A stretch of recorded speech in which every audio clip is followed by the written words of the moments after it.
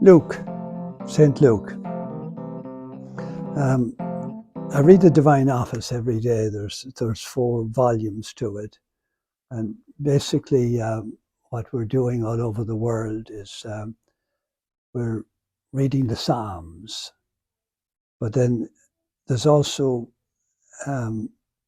writings from some of the early fathers and mothers of the church in the Divine Office as well.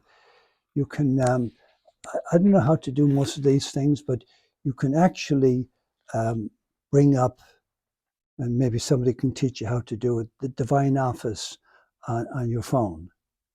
And if you pray the Divine Office, like it has, morning prayer, mid-morning prayer, evening prayer, night prayer, it has the Office of Readings, you'll be praying with the church all over the world, whether it's a convent in Tokyo, or it's a monastery in Russia, or it's whatever, house of the John of God's brothers in Dublin, Ireland. If it's me at Queen of Peace, every day we read the Divine Office. And basically it's made up of a hymn, 3 psalms, and a reading. So anyway, it can be done. And it's a free app. I'm only learning these words because other people tell me about them. I have no idea whatsoever how to do any of these things, but I have the Divine Office.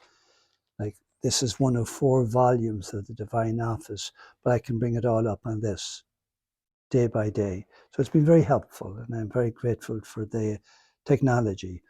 Now, so October the 18th is, we remember St. Luke, the Evangelist. There's a marvelous novel out there by Taylor Caldwell. And as far as I know, Taylor Caldwell was a woman. And the book she wrote was Dear and Glorious Physician.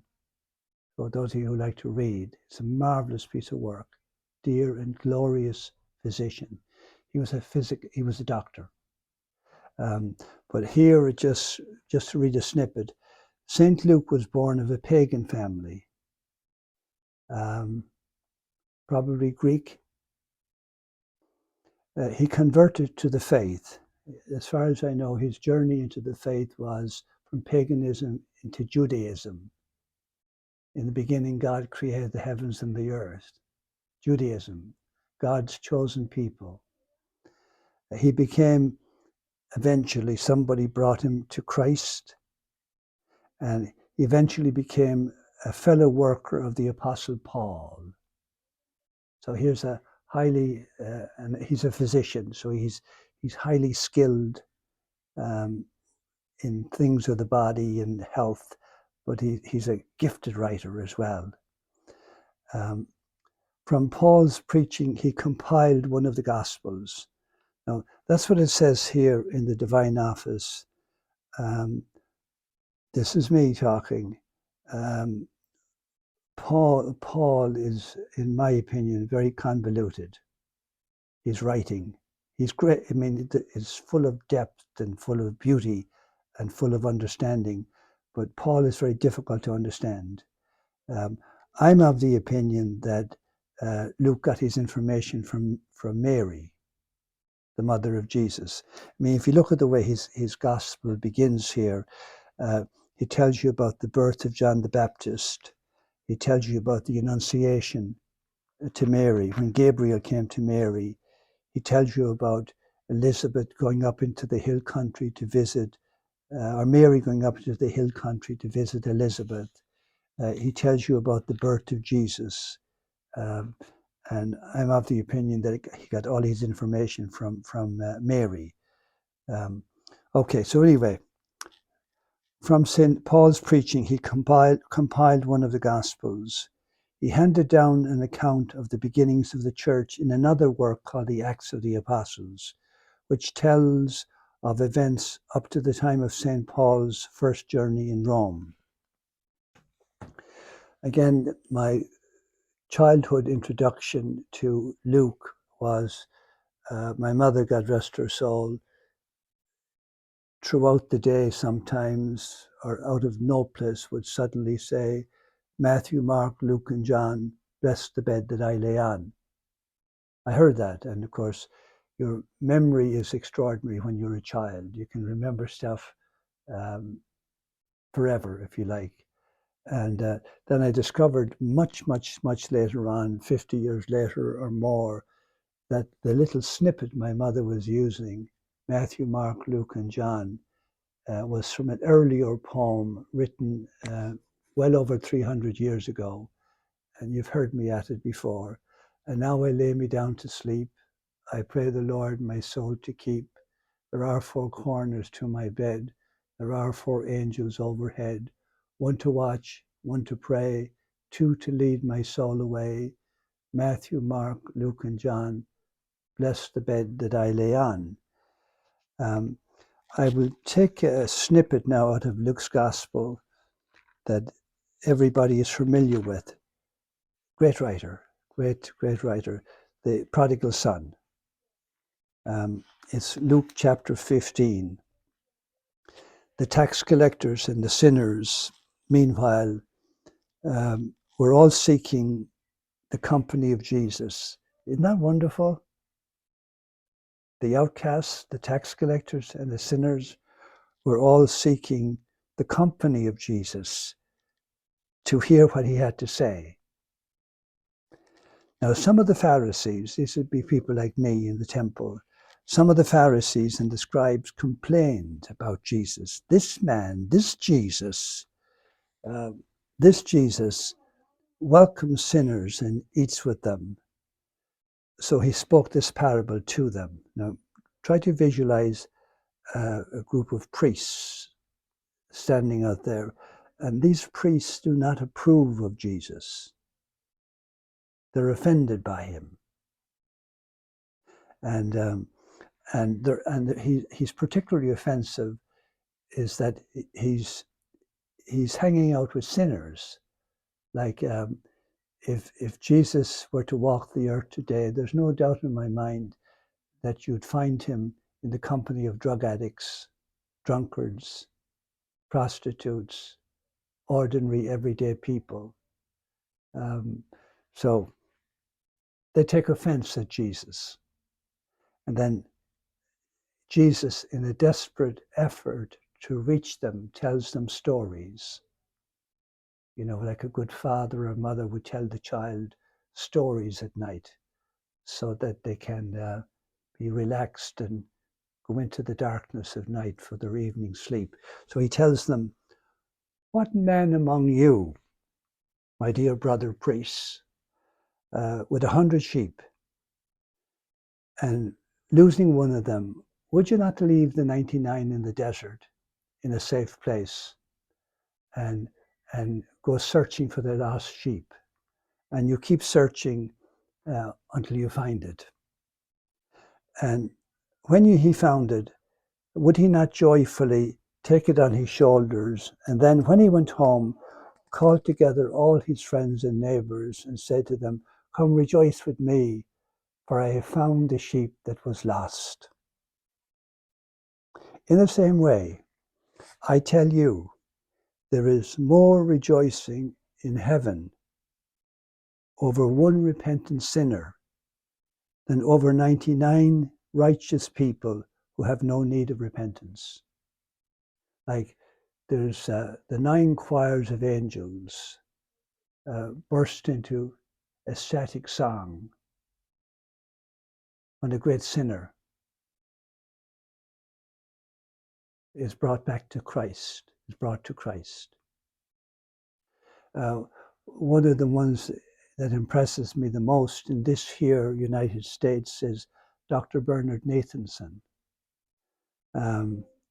Jewish gentleman. From what I could see, he had a very painful marriage. Must be difficult to have a painful marriage. I married an older woman myself, Holy Mother Church, and I tell people she's killing me. And Bernard Nathanson was one of the prime movers of getting abortion legalized throughout these whole United States and probably around the world because of us leading the way in abortions.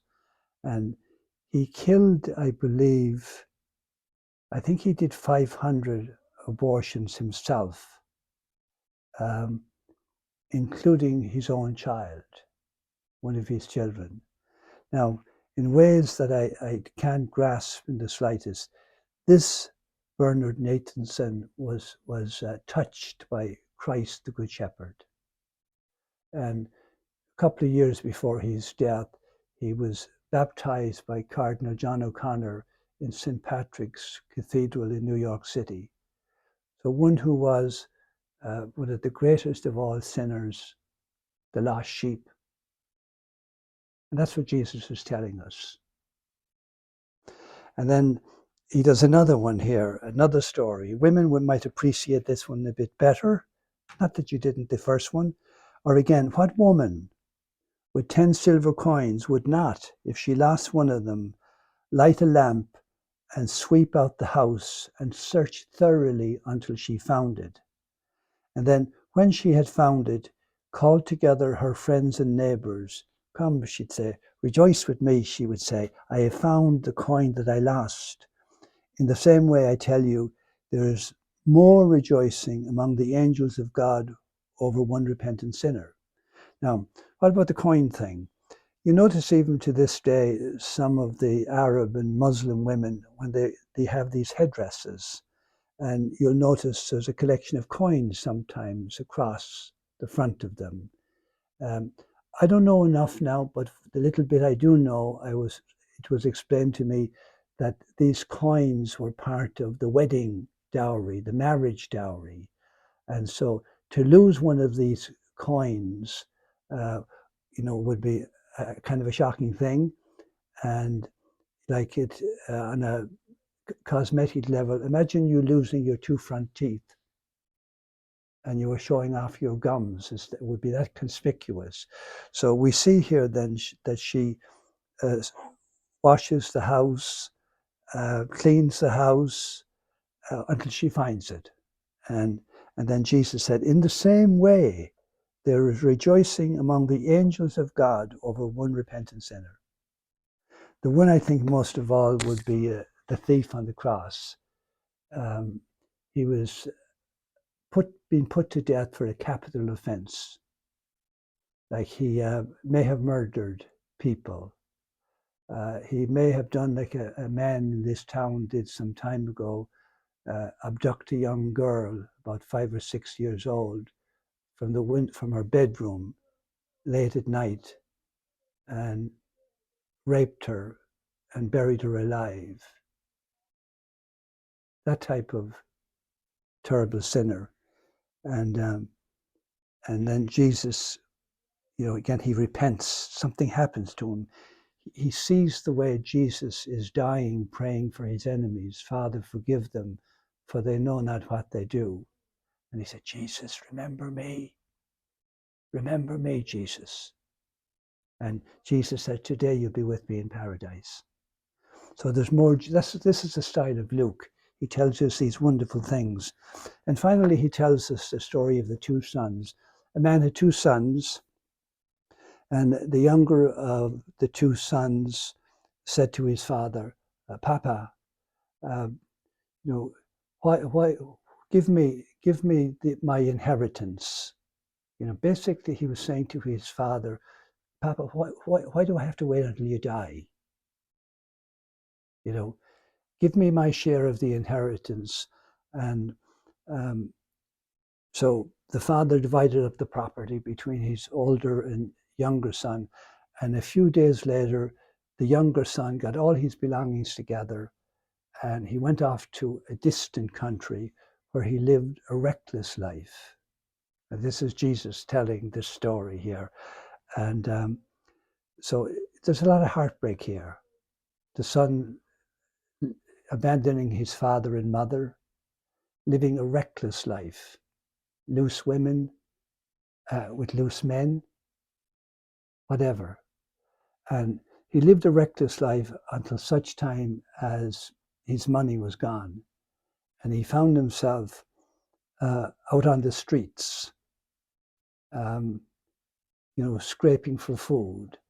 And somebody had pity on him and allowed him to go onto his farm to feed the pigs. And he would longingly and willingly want to fill his belly with the husks that the pigs were eating, but nobody would give him anything. So finally, he said to himself, how many of my father's hired servants have more than enough food to eat, and here am I dying of hunger. I will break away. I will return to my father. I will say to him, Father, I've sinned against heaven and against you. I no longer deserve to be called your son. Treat me as one of your hired servants. And so he set off, covered with dirt, hungry, probably sick.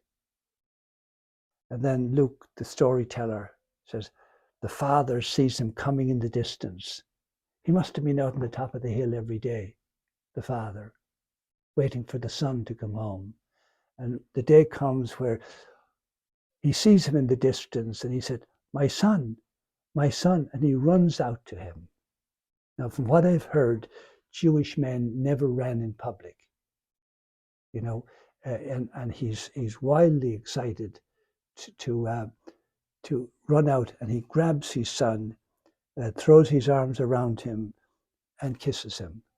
And the son begins his little spiel to God. He said, Father, I've sinned against heaven and against you. I no longer deserve to be called your son. Treat me as one of your hired servants. And the father ignores all that. He said, quick, he said to the servants who must have run out after him. Imagine seeing the old man run away from the house.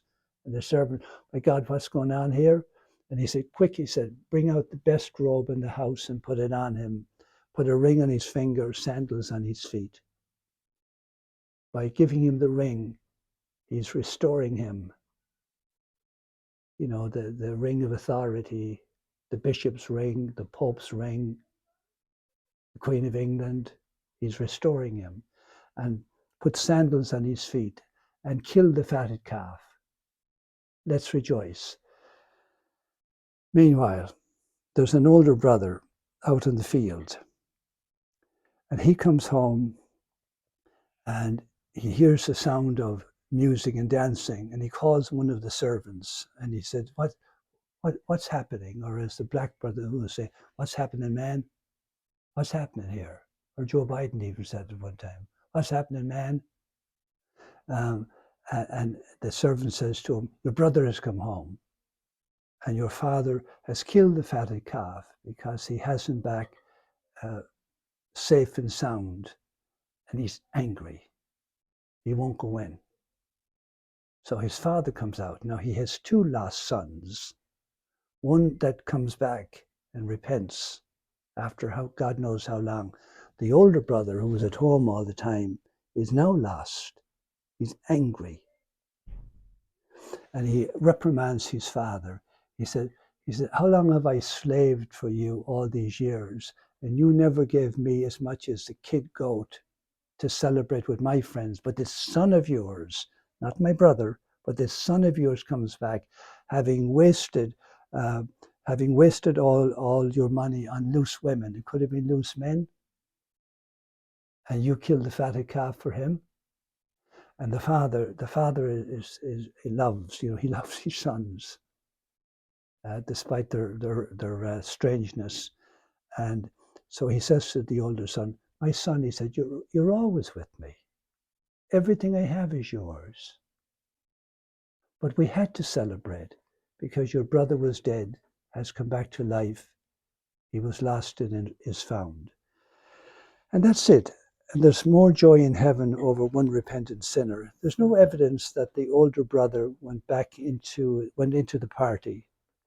He was so bitter at the time. Now, here's an odd detail.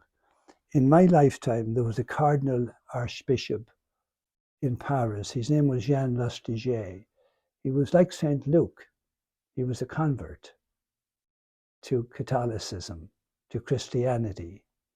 And he said this. He said, the older brother, he says, in the story of the prodigal son, is the Jewish nation, the Jewish religion, who for 2,000 years were faithful were faithful to the commandments, the teachings of Moses, and the younger son is us Gentiles. We coming back in 2,000 years later. Very, very interesting point of view. So you were deeply loved, and even if you go to the ends of the earth and live a terrible life, I know for certain that God will be pursuing you to bring you back all the days of your life. Amen.